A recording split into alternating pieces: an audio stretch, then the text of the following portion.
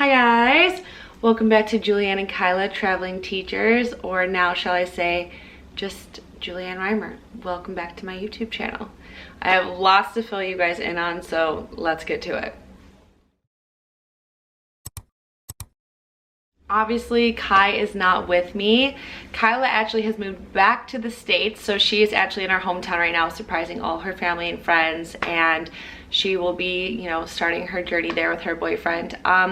So that's really exciting. I am obviously in a new apartment. Your girl is finally living in Seoul, so I'm very excited. I just kind of wanted to explain a few things and then let you know the craziness and chaos that's been the last few weeks. So one, I want to just say, like, we've been so MIA with YouTube, and mostly that's because of me. I've had like such low motivation to edit things. YouTube I started when I was like traveling to make like fun YouTube videos, like travel videos, and then when me and Kyle were gonna come to South Korea, I was like, let's do like YouTube together, like that'd be so much fun. And then now I'm gonna take it back over and have it be me vlogging and doing like chit chats and stuff like this for the next year that I'm here. But it's always been like really fun and something that I've wanted to do for memories, and my motivation for editing was just it just wasn't there. And so I didn't want to force it because I didn't want this to be something that felt like a job or felt like forced.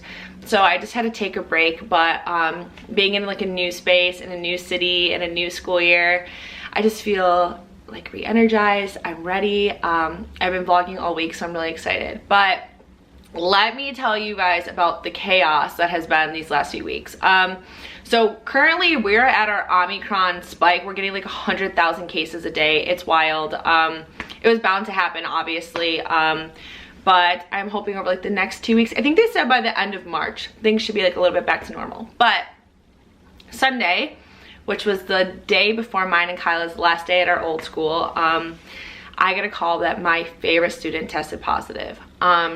Which is awful because he's my favorite student, and also we are like cheek to cheek, like hugging. I just love him. So it was upsetting because I knew in that moment that I wouldn't be able to say bye to him, but also it was terrifying because I could have COVID. So I ended up going to the doctor's office, and they've been doing home tests and rapid tests, and then if you test positive, you go and get a PCR. So I went and had them do a home test because obviously I think we can all admit when we do a home test or a rapid test, it is not going up the way that it should. It's not going as far up as it should. And so I went and I actually tested positive. So this kind of like shook everything up, and it like still makes me emotional because it just changed so much. So I knew I couldn't say bye to my kids. I knew I couldn't say bye to Kai. Like, I had to move with COVID, and like that means that Tori and Rachel couldn't help me move in. This would affect my next school. I would have to quarantine, and like I'll be completely honest, like moving and that stress made my mental health so bad that thinking about being in a quarantine for 7 days was just like, I did not know how I was gonna do it, because just the stress of moving and like having your life in boxes but like living there still, it affected me more than I thought. And I've always been someone that I thought like I worked so great under pressure and all this stuff, and I did not realize like how much in my life was actually changing and like the stress that would have on me. So anyways, Sunday I couldn't get a PCR to like really confirm my positive because I had no symptoms, but I was like, I could just be asymptomatic, like let's go get a PCR. It was closed. They know, well, it wasn't closed, but it was closed off for the day because they already had so many people in line. They were gonna run out of tests. So I had to go get a PCR test on Monday. Luckily, Charlie, you guys have seen him in our past videos. He's one of our old coworkers. I was like taking apart my bed, and he would go and get like furniture stickers, because in Korea to throw out furniture, you need to get a certain type of sticker, slap it on the furniture to like take it out to the garbage. So I was like taking apart my bed, giving him stuff, and he was taking it out. Kyla and Will were coming over to grab things from my apartment to give to the next teacher, and like she had to help me pay my electricity bill. It just sucked. And then I had to say bye to her literally through my intercom because I obviously can't see her. She's about to go home and surprise her family and friends. Like, she can't risk getting COVID. It was just stressful, and it was just hard. and I just felt like I didn't get the closure. And like, I'm like reluctant to share this part, but also I think it's like important because other teachers who are in Korea might face this, or if you are coming to Korea, this might happen. But like, so I had my home test was positive, right? And I was waiting for my PCR results. My school was like, you still need to move. So it was hard because I'm texting my recruiter like, is it okay if I move into my next apartment if I have COVID? Like, it made me feel bad, right? Because I need to be out of this apartment and I'm living in boxes, but also I have COVID. So like, I feel bad for my movers and I feel bad to get in a taxi.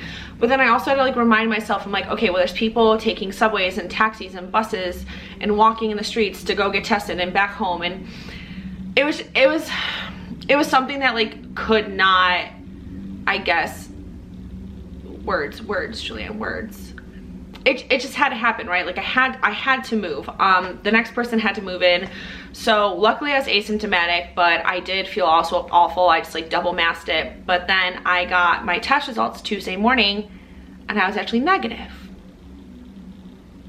So again, that was a lot because it's like, I could have said bye to my kids. I could have said bye to Kyla, but I was also happy because that meant like Rachel and Tori could come in and like help me move in and I could start my job and I wouldn't have to quarantine. It was like, this whole, like the last few days was just like kind of like bittersweet moments. It was like good news, but bad news. So yeah, I was able to move in. Everything was fine. Yeah, so it was all kind of crazy. I obviously didn't get to say bye to Kai, but I know that she's gonna be coming back and visiting and stuff like that, and I'm really happy because obviously she gets to see her family and start on like this whole new journey. I'm so freaking excited because I'm finally in freaking Seoul. Yeah, it's so exciting. It's also nerve-wracking because obviously it's like a new school, but weirdly like I wasn't nervous to start at my new school. I didn't have like those like anxiety or like any like the nerves before. I was just really excited and I have like a really good feeling about it. So it's just been great. But I did like just want to talk to you guys, like as much as like things are amazing and I'm so happy, like obviously signing for another year and like finding out that Kyla was leaving was really hard for me because we obviously moved here together, right? And then I made new friends here, but like Rachel leaves. Like Rachel's like one of my best friends. She leaves in 6 months and I'm signing a year-long contract, and then Kyla was gonna come to Seoul too, right? So she would be in a year-long contract, but now she's not staying. So when she told me she was leaving, then I was deciding and saying it was such like a, I didn't know what to do because it's like, oh my gosh, for 6 months I might be alone. It was like that terrifying feeling of like, okay, maybe I should go home because maybe I should be making this amount of money and I should just go finish my master's. I'm almost done, and then I could get this job and get paid really good money, and then I could just travel with this money. If I'm being honest, like these last few months and like last few weeks have just been so much like trying to figure out. It's so confusing because I'm the happiest I've ever been in my life, but I'm the most indecisive I've ever been because I feel like I have so many choices, which is a good thing. And like, I'm so grateful for that. Like I can go home and finish my master's and do this, or I could stay in Korea and do what I love and just live in this city and like take it all in. And obviously I decided to do that because I just want to put my happiness before money and all that stuff. And one thing that I've learned so much over these last few weeks that I want to just like share, because this is something like I really need to hear. We create our own shoulds. You can sit here and say, I should be at this job by the time I'm 25. I should be engaged by the time I'm 28, and I should be having kids by this age, and I should have this type of funding and stuff like that by this age. We create all of those things. And I've been talking to my therapist a lot about it because I'm like, oh, I just feel like maybe I should be like more financially stable. Like I'm not making a lot of money here. And she's like, who's saying that? And I was like, me. And she's like, okay, so you're telling yourself what you like. It's crazy when you think about it. Like there's no golden standard, but I feel like it's so easy, like especially now, to like compare your lives and compare everything to other people. So now that I've kind of like faced that and I'm like in my new space, I just feel a lot better. But I just did also want to be like really transparent with you guys and let you guys know that it's not all sunshine and rainbows and just moving and like living in Seoul and cafes. There's been some tears, lots of tears, and yeah, I'm just rambling now. But I am really excited. I vlogged all like my first week. I'm happy. I'm really freaking excited to just have a whole entire year. And I'm manifesting now to the universe that my mom is going to come for Christmas. And I can cry thinking about that because I'm excited. Okay, I'm gonna stop being emotional now. Okay, if you guys have any positive vibes that you guys like to put in the comments, or anything you guys want me to do, or anything you guys would like to see or have me talk about, I would love to do that. So give this a thumbs up, and I hope you guys stick around to see my next year here. Thank you.